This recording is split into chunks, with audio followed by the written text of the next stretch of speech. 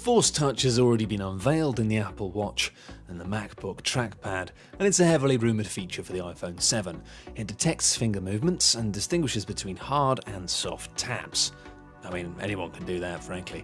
Degrees of pressure will effectively result in contextual menu pop-ups, depending on the strength of touch used. In essence, this will allow developers to use an extra set of new inputs for allowing users to interact with their apps in new ways. For example, imagine a first-person shooter being able to tell if you want to launch a grenade or fire a gun simply by measuring the force of your tap.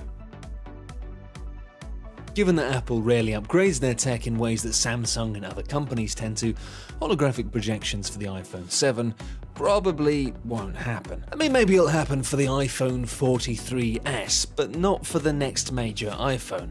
We'd think still, it'd shock everyone and it would be an amazing feature nonetheless.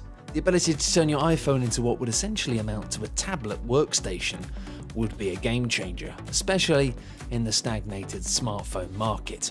Hell, just give me a virtual keyboard that was made holographic, and I'd be satisfied. A keyboard for typing, letters and stuff, not for playing jazz and funk. Although actually, no, I want that more. I've changed my mind. Sapphire is the second most scratch-resistant material after diamond, and it was one of the most rumoured inclusions for the iPhone 6, but alas, it wasn't meant to be. It's the most durable display any smartphone could have, and it's one of the more likely features that the iPhone 7 may offer.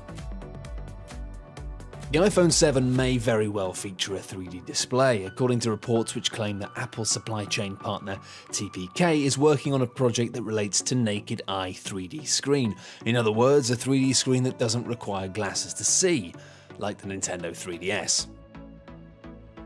Let's be honest, charging for all recent iPhones has sucked quite badly when compared to other Android smartphones, especially from Google and Samsung.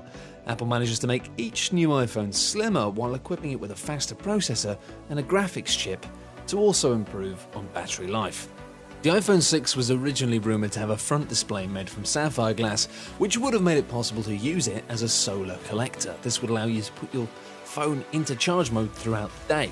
All you'd have to do is take a walk in the park at lunch just to give a boost to your battery. I mean, a walk in the park with your phone out, which might be risky depending on the park, and also you do need sunshine, which, if you're from England like me, you've got basically no chance of having any. But it would be fun. Here's hoping it comes to the successor.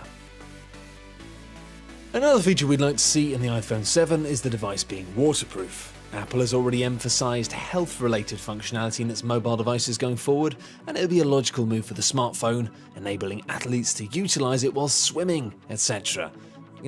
Go for a swim whilst checking Facebook? No, just me? Alright. Since the iPhone has no removable back panel, the ports should be the only thing that need to be sealed off. And considering the fact the latest MacBook seems to be decreasing the number of ports and entries on it, maybe it just won't be any pretty damn soon.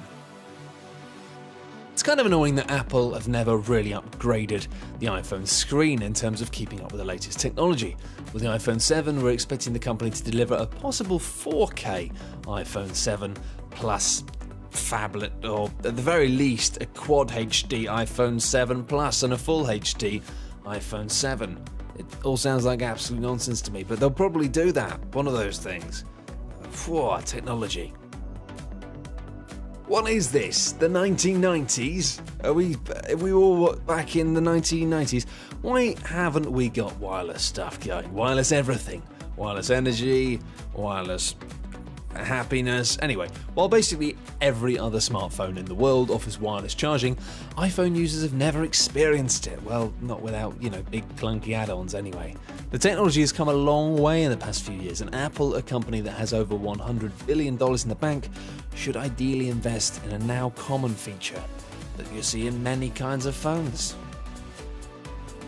We understand this being implemented in the iPhone 7 is a little bit far-fetched, but it's still a possibility, after Apple created a patent for basically a joystick version of the Apple Home button. The button would essentially expand into a mini joystick that could be moved around in order to control various activities on the screen. This would target the massive iPhone game market, and it would be amazingly fun too. You could have different types of games, maybe some games that weren't awful. The laser keyboard feature has been rumoured ever since the original iPhone was released. Imagine the iPhone 7 comes equipped with a laser keyboard and, better yet, a holographic projector. Now we're talking. It may be a long way away, but at least Apple acknowledges that there's some appeal here. They have a patent for a projected keyboard showing how the system might work with a laser projected keyboard built into an iPad. Maybe one day, my personal dream of playing Grand Theft Auto 6 anywhere via the iPhone 7 whilst playing jazz music on a holographic keyboard with a joystick feature and an inbuilt projector could become the reality that currently is just a dream.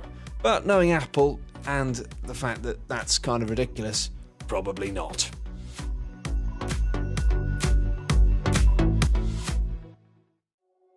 Thanks everyone for watching, hope you enjoyed the video.